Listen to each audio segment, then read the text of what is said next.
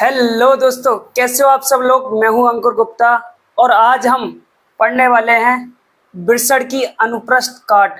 अनुप्रस्थ काट का मतलब क्या होता है? अगर हम बिरसड़ को बीच में से काट दें तो उसके अंदर जो संरचना दिखाई देगी वो हमें ऐसी दिखाई देगी। हमने अभी तक ऊपर ऊपर पढ़ा कि बिरसड़ के अंदर स्पर्म का निर्माण होता है और ये टेस्टोस्टेरोन नामक हार्मोन का स्राव करते हैं, बट उनके अंदर कहाँ पर एग्जैक्ट कहाँ क्या होता है आज हम उसके अंदर पूरा डिटेल में समझेंगे और जानेंगे। तो वीडियो के अंत तक बने रहना। तो लेट्स गेट स्टार्टेड। सबसे पहले हम बात करेंगे, ये दोस्तों अगर डायग्राम दिख रहा है ये बिल्कुल थोड़ा अलग है क्योंकि आपने हाई स्कूल में पढ़ा होगा टेस्टिज से थोड़ा हटके है। अब देखो बिरसड़ की अगर ये वाली ऊपर वाली झिल्ली जो देख रहे हो आप लोग, इसे बोलेंगे हम बिरसड़ आवरण झिल्ली।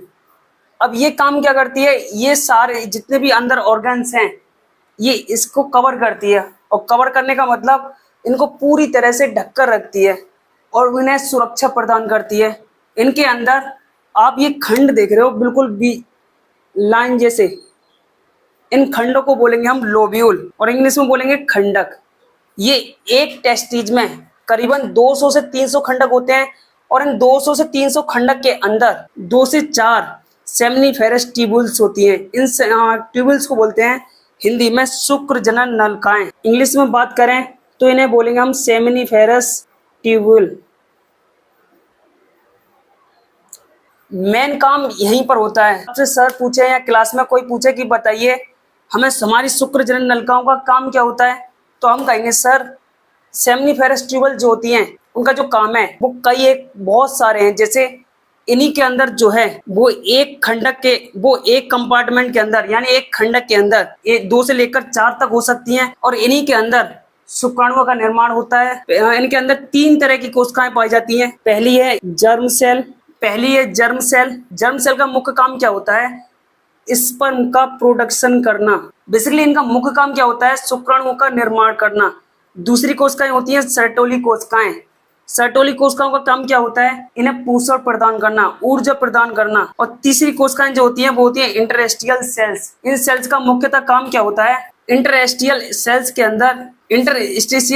के अंदर एक कोशिका और पाई जाती है जिसे बोलते हैं लीडिंग सेल्स। लीडिंग सेल्स जो होते हैं वो 2 तरह के हार्मोन छोड़ते हैं, टेस्टोस्टेरोन और एंड्रोजन। दोनों ही ये हार्मोन जो हैं वो नर जनन हार्मोन है। और ये जो हार्मोन है पुरुष के द्वितीयक लैंगिक अंग जैसे कि पुरुषों में आवाज भारी होना, दाढ़ी का निकलना, कंधे चौड़े होना और भी जितने सारे लक्षण हैं जो एक पुरुष को स्त्री से अलग बनाते हैं, इन दोनों एंजाइम्स के प्रेजेंस में एक पुरुष स्त्री से बिल्कुल डिफरेंट होता है। तो इतना क्लियर हुआ। चलिए दूसरा वर्ड है इसीलिए थोड़ा तकलीफ झेलना पड़ रहा है। समझ में आया ये शुक्र जनन नलिकाएं। अब बात करते हैं इनके अंदर जैसे स्पर्म बन जाते हैं। स्पर्म बनने के बाद पोषण मिला सर्टोली कोशिकाओं के माध्यम से। लीडिंग कोशिकाओं ने जो है वो एंड्रोजन और टेस्टोस्टेरोन हार्मोन छोड़े।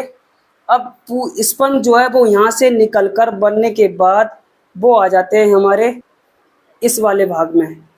इस वाले भाग को हम बोलते हैं रेटेटेस्टिस, बिरसड़ जाल। ये सारी ट्यूबुल्स जितनी भी हमें सेमनीफेरस ट्यूबुल्स दिख रही हैं ये सारी ट्यूबुल्स एक जगह आकर कलेक्ट हो रही होती हैं, उसे बोलते हैं हम बिरसड़ जाल। अब जैसे स्पर्म जो हैं वो हमारे बिरसड़ जाल के अंदर आ गए। अब बिरसड़ जाल के अंदर जैसे ही आने के बाद यहाँ पर छोटी छोटी नलिकाएं होती हैं। दोस्तों ये नलिकाएं क्या काम करती हैं? जैसे स्पर्म आने के बाद ये भेज देते हैं अधिबिरसड़ में।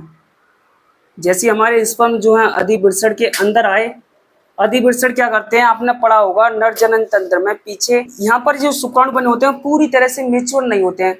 अब जैसे शुक्राणु यहाँ पर आने के बाद समय के लिए स्टोर रहते हैं और स्टोर होने के बाद ये ऐसा भाग है पुरुषों में, यहाँ पर शुक्राणु जो है वो पूरी तरह से परिपक्व हो जाते हैं। और जैसे ही परिपक्व हुए तभी क्या होता है, और यहाँ पर स्टोर रहते हैं। अब जब पुरुष जाकर मास्टरबेशन करेगा या संभोग करेगा तभी क्या होता है, शुक्राणु यहाँ से निकलकर इस वाली नली में आ जाते हैं। इन नलियों को क्या बोलते हैं? आपने पीछे पढ़ा होगा हाई स्कूल में, इनको बोलते हैं शुक्र वाहिनी। इंग्लिश में बोले तो वॉश डिफरेंस। अब वॉश डिफरेंस के जरिए शुक्राणु जो है पेनिस के जरिए पूरी तरह से बाहर निकल जाते हैं। तो दोस्तों ये था पूरा टॉपिक वृषण की अनुप्रस्थ काट। अगर आप इसे कहानी के रूप में समझोगे तो ये पूरा समझ में आ जाएगा। बट आप चाहते हो, आप इसका थ्योरेटिकल पीडीएफ के रूप में पढ़ना चाहते हो तो आप कोई बात नहीं, यूट्यूब पर आपको एक लिंक मिलेगा। यूट्यूब पर जैसे लिंक पर क्लिक करोगे आपको इसका पूरा थ्योरेटिकल डिस्क्रिप्शन बॉक्स में मिल जाएगा। आज के लिए दोस्तों इतना ही। अगर थोड़ा सा भी समझ में आया हो दोस्तों तो प्लीज़ मेरी मेहनत के लिए एक लाइक जरूर करके जाना। अगर आप बायोलॉजी को अंदर से समझना चाहते हो तो आप इस चैनल को सब्सक्राइब कर सकते हो। Follow me for more. तो दोस्तों फिर मिलते हैं किसी नेक्स्ट वीडियो में। तब तक अपना ख्याल रखिए और पढ़ाई करते रहिए। बाय।